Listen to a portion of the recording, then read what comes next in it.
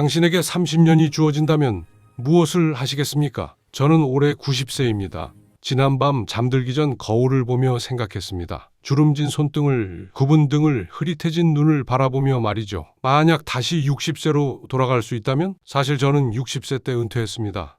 그리고 생각했죠. 이제 쉬어야 해. 평생 일했으니 이제 좀 편하게 살자. 그렇게 소파에 앉아 TV를 보며 하루하루를 보냈습니다. 그런데 지금 90세가 되어 뒤돌아보니 그 30년이 너무 아깝습니다. 왜냐하면 60세는 끝이 아니었거든요. 시작이었습니다. 일부 깨달음. 제 친구 박철수 씨 이야기를 해드리겠습니다. 철수는 저와 같은 해에 은퇴했습니다. 저는 집에서 쉬기로 했고 철수는 다르게 선택했습니다. 나 기타 배우러 가. 솔직히 저는 웃었습니다. 야, 환갑에 무슨 기타야. 우리 나이에 뭘 배워. 하지만 철수는 듣지 않았습니다. 매주 화요일과 목요일 문화센터에 다녔죠.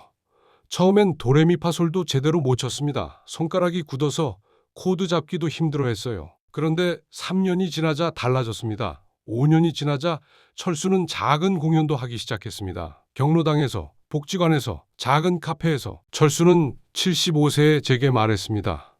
나는 이제야 내가 하고 싶었던 걸 하면서 사는 것 같아. 저는 그때 깨달았습니다. 60세는 너무 젊습니다. 배우기에, 시작하기에, 도전하기에 전혀 늦지 않은 나이였습니다. 그런데 저는 그냥 시간을 흘려보냈습니다. 60세에 저는 생각했습니다. 이제 편하게 살자. 몸 상할까봐 조심하자. 그래서 운동을 멀리 했습니다. 산책도 귀찮아했죠. 계단 대신 엘리베이터를, 걷기 대신 택시를 선택했습니다. 그 결과가 어떻게 됐을까요? 70세에 무릎이 아프기 시작했습니다. 75세에는 걷는 것조차 힘들어졌어요. 80세가 되자 지팡이 없이는 화장실도 가기 어려워졌습니다. 의사 선생님이 말씀하셨죠. 환자분, 60대의 근력을 키워두셨으면 이렇게까지 안 됐을 겁니다. 근육은 쓰지 않으면 빠지는 게 아니라 사라집니다. 제 이웃 김영숙 할머니는 다릅니다. 올해 88세인데 여전히 매일 아침 공원에서 빠르게 걷기를 하십니다. 60세부터 시작하셨다고 해요. 저도 처음엔 10분도 못 걸었어요. 숨이 차고 다리가 아팠죠. 그런데 매일 조금씩 늘리다 보니 어느새 1시간도 걸을 수 있게 됐어요. 영숙 할머니는 지금도 계단을 성큼성큼 오르십니다. 장을 보러 가시고 손주들과 놀이공원도 가십니다. 저는 휠체어에 앉아서 그 모습을 부러워만 할 뿐입니다. 만약 다시 60세로 돌아간다면 저는 매일 아침 운동화를 신을 겁니다. 처음엔 집 앞 한 바퀴라도 좋습니다. 10분이라도 좋아요. 중요한 건 매일 꾸준히 몸을 움직이는 겁니다. 수영장에도 등록할 겁니다. 요가도 배울 거예요. 근력 운동도 시작할 겁니다. 왜냐하면 알게 됐거든요.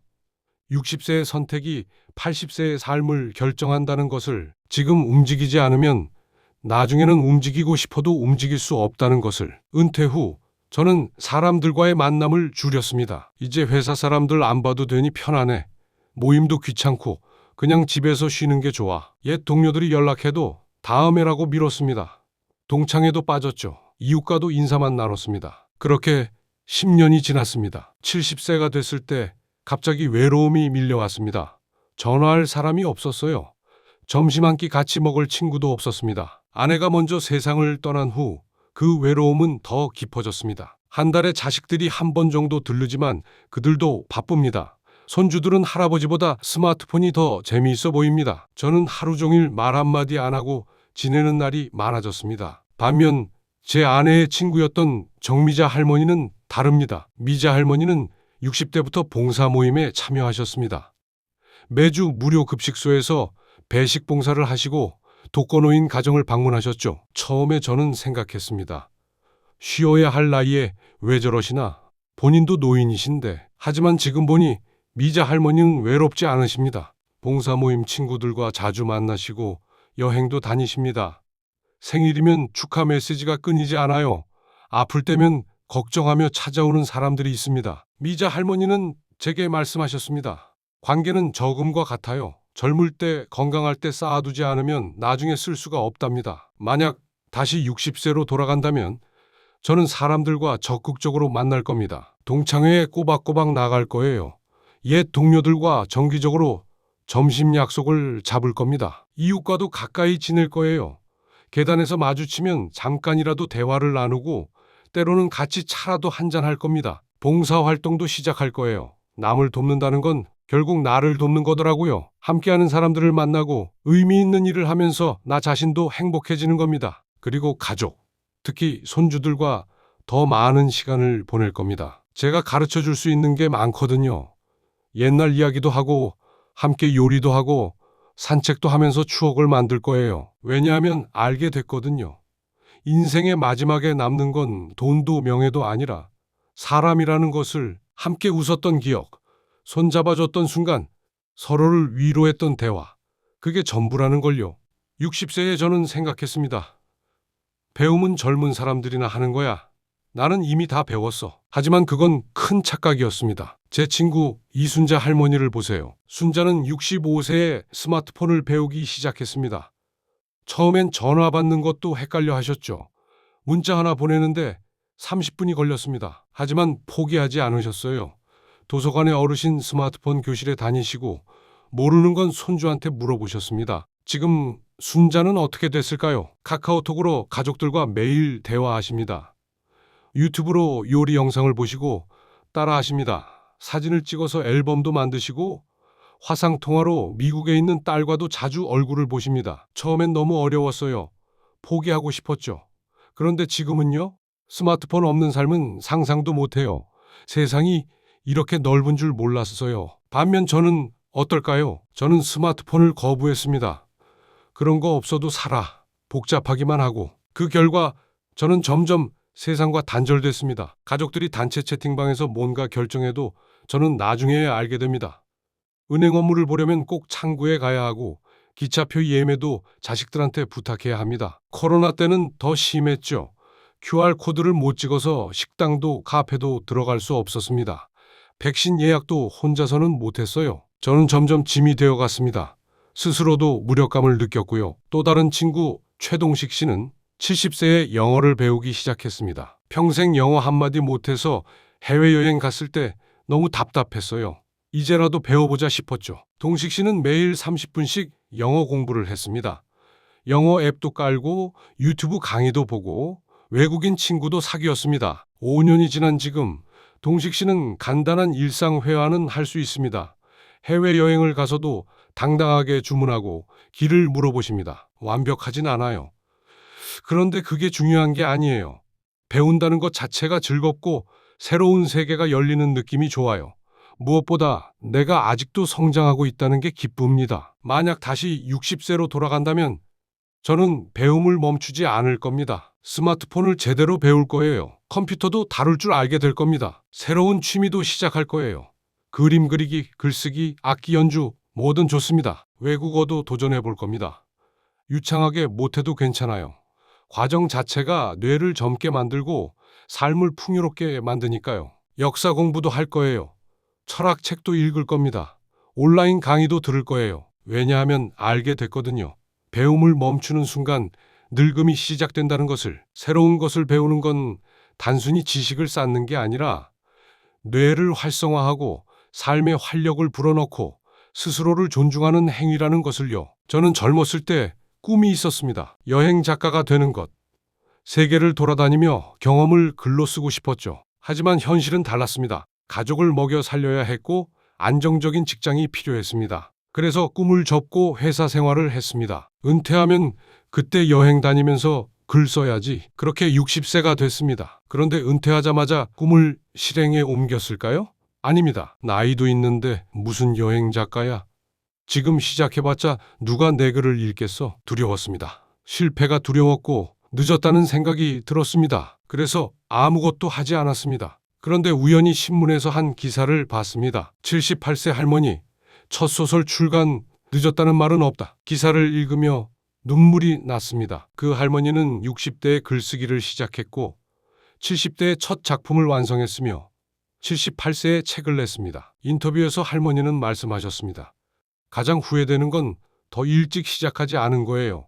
그런데 두 번째로 후회될 일은 지금 시작하지 않는 거겠죠. 저는 그제야 깨달았습니다. 60세는 결코 늦은 나이가 아니었다는 것을. 제 이웃 강태수 할아버지는 63세에 제빵을 배우기 시작했습니다. 평생 직장인으로 살았던 분이 갑자기 왜 빵을 배우냐고 물었더니 어릴 때부터 빵 굽는 게 좋았어요. 그런데 부모님이 반대하셔서 포기했죠. 이제 제 인생인데 제가 하고 싶은 거 해보려고요 라고 하시더군요. 태수 할아버지는 제과 학원에 다녔습니다. 젊은 사람들 틈에 끼어서요. 처음엔 어색했지만 곧 열정적으로 배웠습니다. 지금은 작은 베이커리를 운영하십니다. 동네 사람들이 할아버지 빵을 먹으러 옵니다. 돈을 많이 버는 건 아니에요. 그런데 행복합니다. 아침에 일어나는 게 즐거워요. 오늘은 어떤 빵을 만들까 생각하면 설레요. 만약 다시 60세로 돌아간다면 저는 제 꿈을 포기하지 않을 겁니다. 여행을 떠날 거예요. 멀리 가지 못해도 괜찮아요. 국내부터 천천히 돌아볼 겁니다. 그리고 글을 쓸 거예요. 처음엔 서툴겠지만 매일 조금씩 쓰다 보면 늘 겁니다. 블로그를 만들 거예요. SNS에도 올릴 겁니다. 책을 내지 못해도 괜찮아요. 누군가 한 명이라도 제 글을 읽고 위로받거나 영감을 받는다면 그것만으로도 충분합니다. 가장 중요한 건 시도하는 겁니다. 실패해도 괜찮아요. 안 하고 후회하는 것보다 하고 후회하는 게 낫습니다. 왜냐하면 알게 됐거든요. 나이는 핑계일 뿐이라는 것을. 진짜 문제는 나이가 아니라 너무 늦었다는 생각이라는 것을. 시작하기에 늦은 나이는 없다는 것을요. 60세에 저는 건강했습니다. 조금 피곤하긴 했지만 큰 병은 없었어요. 그래서 건강을 당연하게 여겼습니다. 나는 튼튼해. 조상 덕을 봤나 봐. 건강검진도 귀찮아서 몇 년씩 미뤘습니다. 담배도 끊지 않았고 술도 자주 마셨습니다. 인생 80인데 좋아하는 거 하면서 살아야지. 너무 조심하면서 살면 뭐하러 살아? 그렇게 10년을 보냈습니다. 70세에 당뇨 진단을 받았습니다. 75세에는 고혈압 약을 먹기 시작했어요. 80세에는 심장에 문제가 생겼습니다. 지금은 매일 6가지 약을 먹습니다. 음식도 마음대로 못 먹어요. 짜게 먹으면 안 되고 단 것도 안 되고 기름진 것도 피해야 합니다. 병원은 제2의 집이 됐습니다. 검사 받고 주사 맞고 입원하고 이렇게 아프고 나니 건강했던 60대가 얼마나 귀중한 시간이었는지 깨달았습니다. 제 친구 윤정희 할머니는 달랐습니다. 정희는 60세부터 건강관리를 철저히 하셨습니다. 담배를 끊으셨어요. 평생 피우던 담배를 60세에 딱 끊으셨습니다. 늦게라도 끊으면 몸이 회복된대요 라고 하시면서요. 술도 줄이셨습니다. 매일 마시던 걸 일주일에 한두 번으로 줄였습니다. 식단도 바꾸셨어요. 채소를 많이 먹고 현미밥을 드시고 가공식품을 피했습니다. 매년 정기 건강검진을 받으셨습니다. 작은 이상이라도 발견되면 바로 치료했어요. 그 결과 정희는 85세인 지금도 약을 하나도 먹지 않습니다. 혈압도 정상, 혈당도 정상입니다. 60대에 관리를 시작해서 정말 다행이에요. 친구들 보면 다들 약봉지를 들고 다니는데 저는 건강해서 여행도 다니고 하고 싶은 거 다 해요. 만약 다시 60세로 돌아간다면 저는 건강을 가장 우선순위에 둘 겁니다. 담배를 당장 끊을 거예요. 술도 절제할 겁니다. 식습관을 바꿀 거예요. 천천히 먹고 골고루 먹고 적당히 먹을 겁니다. 수면도 중요합니다. 매일 7시간 이상 자려고 노력할 거예요. 정기검진은 절대 빠뜨리지 않을 겁니다. 조기 발견이 곧 생명이고 삶의 질이니까요. 치아 관리도 철저히 할 거예요. 치아 건강이 전체 건강과 직결된다는 걸 이제야 알았습니다. 왜냐하면 알게 됐거든요. 건강은 모든 것의 기초라는 것을. 아무리 돈이 많아도 하고 싶은 게 많아도 건강하지 않으면 아무것도 할 수 없다는 것을. 60대의 건강관리가 80대의 삶을 결정한다는 것을요. 지금 이 순간을 사는 당신에게 저는 이제 90세입니다. 돌이킬 수 없는 시간들, 다시 살 수 없는 순간들을 뒤돌아보며 이 이야기를 쓰고 있습니다. 만약 정말로 다시 60세로 돌아갈 수 있다면 저는 매일을 다르게 살 겁니다. 아침에 눈을 뜨면 감사하며 시작할 거예요. 오늘도 살아있음에, 움직일 수 있음에, 선택할 수 있음에 감사할 겁니다. 운동화를 신고 밖으로 나갈 거예요. 햇살을 느끼고 바람을 맞으며 내 다리로 걸을 겁니다. 사람들을 만날 거예요. 진심으로 안부를 물을 거고 귀 기울여 들을 겁니다. 새로운 것을 배울 거예요. 실패를 두려워하지 않고 도전을 즐길 겁니다. 미뤄뒀던 꿈을 꺼내볼 거예요. 작게라도 시작할 겁니다. 오늘 당장이요. 건강을 소중히 여길 거예요. 내 몸은 내가 살아갈 유일한 집이니까요. 그리고 무엇보다 후회 없이 살 겁니다. 나중에라는 말을 줄이고 지금이라는 말을 늘릴 겁니다. 할 수 있을까라고 묻지 않고 해보자라고 말할 겁니다. 하지만 저는 이미 90세입니다. 다시 돌아갈 수 없습니다. 대신 이 이야기를 듣는 당신은 다릅니다. 당신이 만약 60대라면 지금이 바로 그 시작점입니다. 당신이 만약 50대, 40대, 30대라면 당신에게는 더 많은 시간이 있습니다. 제 후회를 당신의 지혜로 만드세요. 제가 놓친 기회를 당신은 잡으세요. 나이는 숫자일 뿐입니다. 중요한 건 어떻게 사느냐입니다. 오늘, 지금 이 순간이 가장 젊은 날입니다. 내일이면 오늘보다 하루 더 늙습니다. 그러니 미루지 마세요. 시작하세요. 움직이세요. 배우세요.